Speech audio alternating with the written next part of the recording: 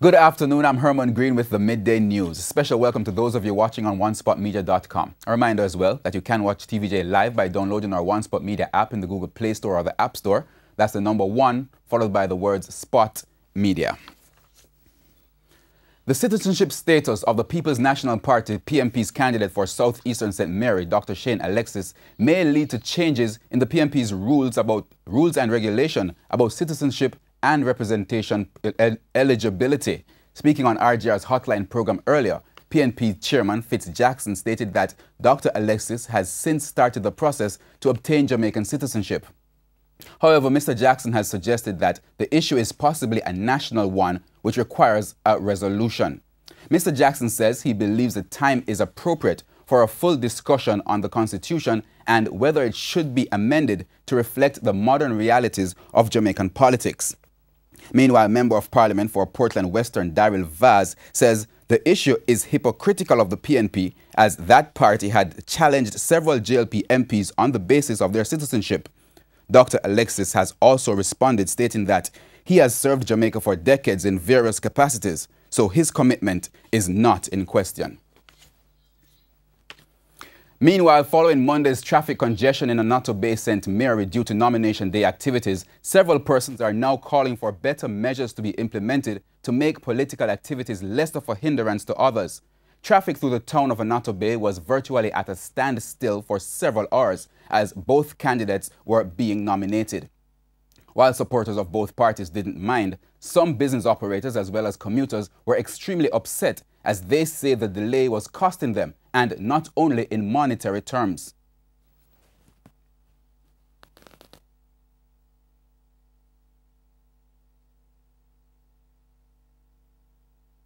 I've been in this public transportation in Annotto Bay from after 11 and now it's to 1, trying to get through to go to dialysis. There are other persons in the bus going to work, there are students going to school, and they're having a big party down there, this politics thing. And this is foolishness. Why kind of sticky, because I should reach home a long time and we are sent me come from a seat.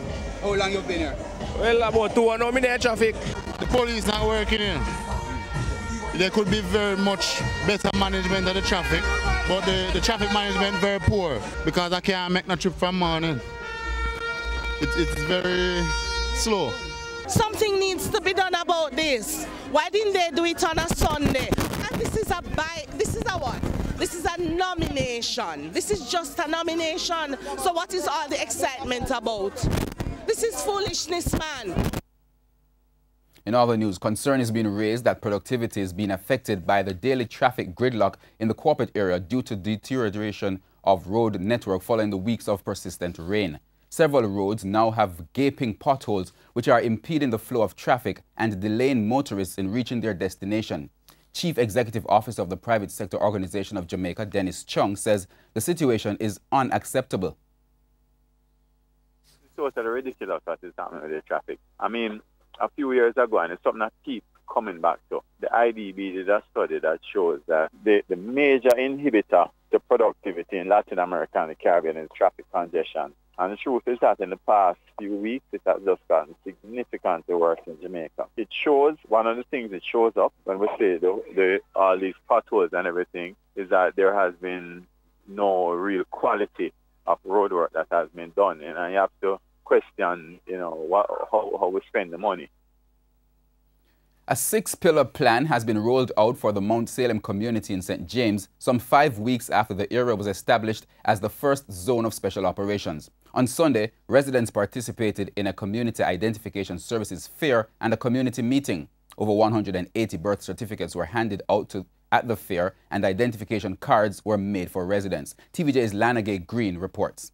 The head of the Community and Safety Branch of the JCF, Assistant Commissioner of Police Steve McGregor, says the first pillar under the plan will be a curfew program for children 17 years and under, geared towards ensuring that children are off the streets by 9 p.m. daily.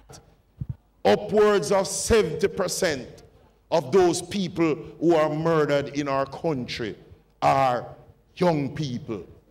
And that is not the bad part, upwards of 70% of those who are the perpetrators, meaning the ones who are doing the killing, are young people. Yes. So anything that we are going to do to change our community must be geared at targeting, or not target is a strong word, focusing on. The residents are expected to play a major role in ensuring the success of the curfew program. It will not be the same afterward. So we will be putting in these checks and balance in place, working with the community to ensure that Mount Salem remain, say it no man, safe, yes. So the curfew program will be implemented. And if you remember quickly how that is run, it will be run by monitors drawn from you, same members of Mount Salem. We will select monitors, we will train them, and you get certificate. You will be decked out in your youth curfew monitor t-shirt, and you will supervise these youngsters not being on the street, idling, gambling, smoking, and be somewhere, as your president said, in a youth club, in a training center, doing homework and after school, positive things.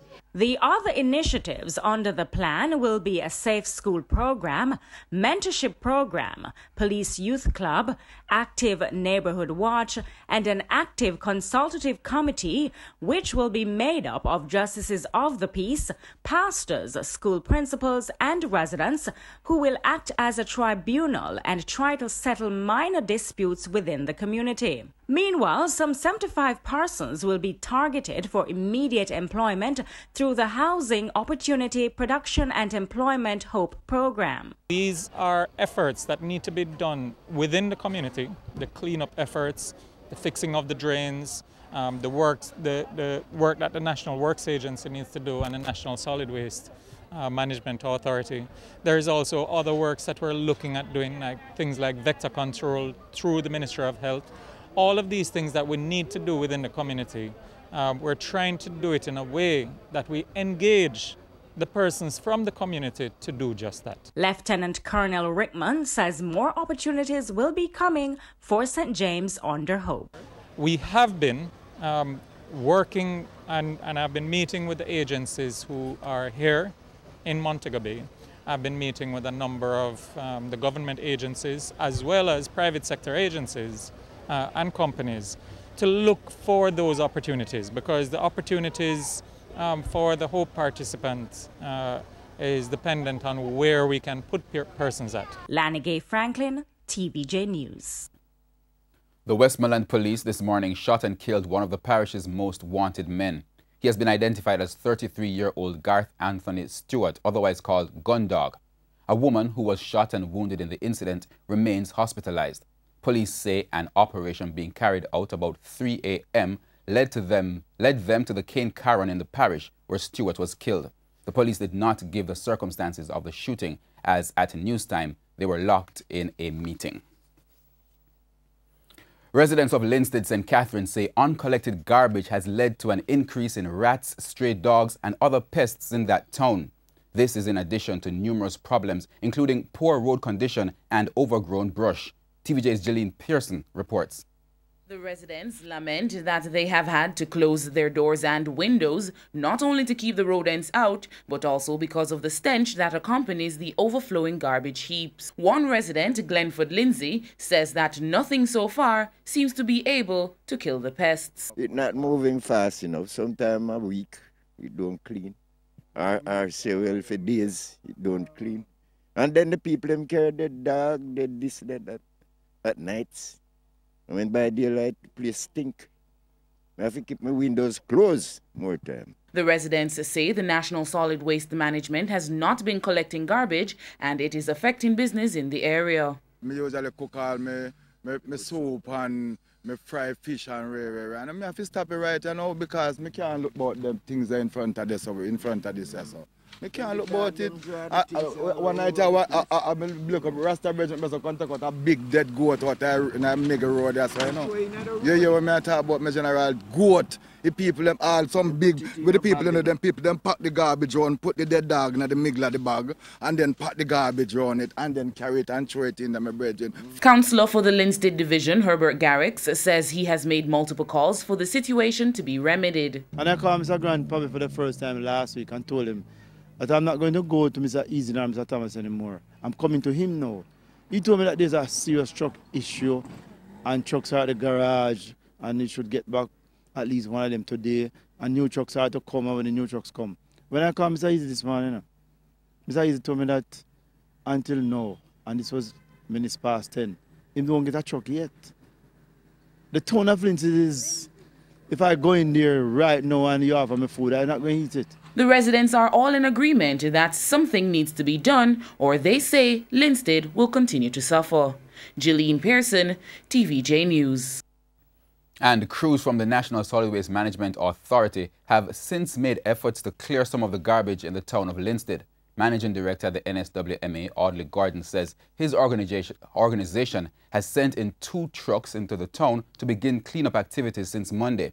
He says the major issue has always been the entrance to the Linstead market, which poses an accessibility challenge. Mr. Gordon says outside of the market, areas in the town continue to receive daily garbage collection.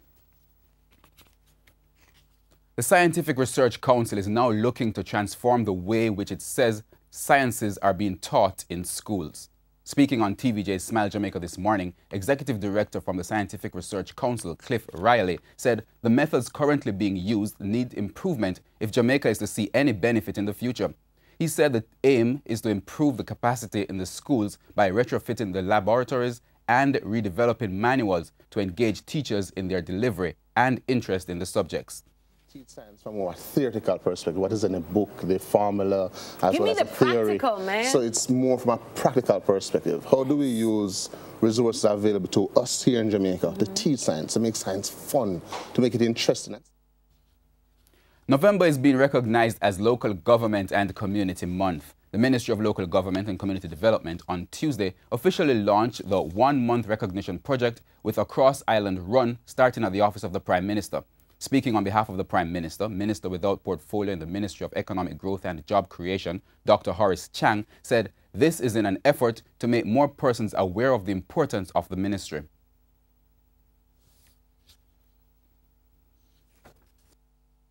We are aware that no 2 communities are the same, and so it will take focused and deliberate effort on the part of each local government representative, every councillor, every municipality, throughout Jamaica to address the concerns of the people in their respective divisions. Oftentimes at this level we spend time looking at what we call the macroeconomic and macro issues, but many of our people, taxpayers, citizens of Jamaica in dire need, have a relative relationship to those activities, and it's the local government and the agents of local government and community government that are going to reach those areas.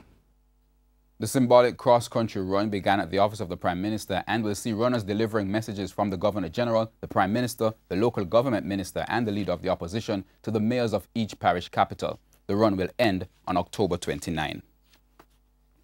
And it's time now for a look at what's coming up in this evening's Health Report. In the next edition of the Health Report, we look at conjunctivitis, also known as pink eye. Pus that they see coming out of the eye, they can be feeling a lot of pain in the eyes.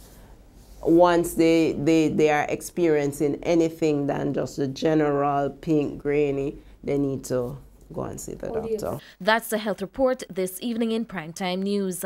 And now for today's healthy living tip. If your child has pink eye, tell his or her teacher about the infection so extra steps can be taken to sanitize the classroom or daycare center. Also, keep your child home until the contagious stage has passed. Your doctor can let you know when you or your child can again mingle with others without taking the risk of spreading contagious pink eye. And remember, because a red or pink eye can be a symptom of many different types of eye problems, some that can be quite serious, make sure you consult with your eye doctor. In news overseas, 17 people are dead and thousands forced from their homes amid wildfires in Northern California. Most of the fires started on Sunday, driven by winds of up to 79 miles per hour.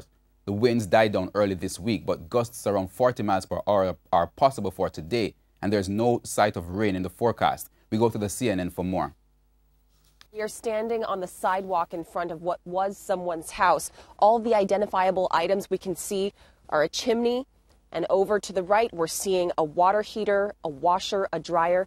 This is one of the most devastated neighborhoods we've seen thus far, and even as fire crews are making progress today, recovery for people, especially here in the Coffee Park neighborhood, is going to be a long and difficult process. Personally, I think it'll be one of the worst disasters in California history. Wildfires consuming acre after acre in Northern California. Never seen anything like it. The amount of resources we put into it, the amount of damage we've seen. Most of the fires scorching forests and consuming homes were ignited Sunday, driven by dry conditions and strong winds. Thousands were forced from their homes with little more than the clothes on their backs. Some have been able to return and begin picking up the pieces. But in some areas, wildfires are still pushing people from their homes. California will be receiving federal assistance. President Trump has signed a major disaster declaration, and fire management assistance grants welcome news for those affected in the area. We're just trying to keep people alive. Number one priority is life. Let's keep in mind that this fire moved so fast on Monday. It moved about a football field every 3 seconds. For people who still have homes and businesses standing, there are about 75,000 customers still without power here in California. We go down to news in sports. Jarrett Park, Drux and Manchester will play host to double headers as the second round of the Issa Flo Da Costa Cup kicks off today with 10 games. At Jarrett Park, 2014 champions Clarendon College takes on Green Island at 2 p.m. The match before St. Elizabeth Technical faces Cedric Titus at 4. The curtain raiser at Drux will feature many-time champions Glenmuir playing Aracabessa at 1, followed by Steertown versus St. Mary Technical at 3. Over at Manchester, Homewood Technical plays host to Paul Bogle at 1, after which free-flowing Dentil Technical takes on Belfield at 3. Elsewhere on the day, Morant Bay opposes defending champion Cornwall College at Paul Bogle. Euraton welcomes Manchester at Bramwell Sports Club, while Fair Prospect and Spot Valley meet at the Lynch Park. The other match on the day sees Monroe College facing Frome at Stets. And that's the Midday News. I'm Herman Green. Join us at 7 for the Primetime News Package. On behalf of the news, sports and production teams, good afternoon.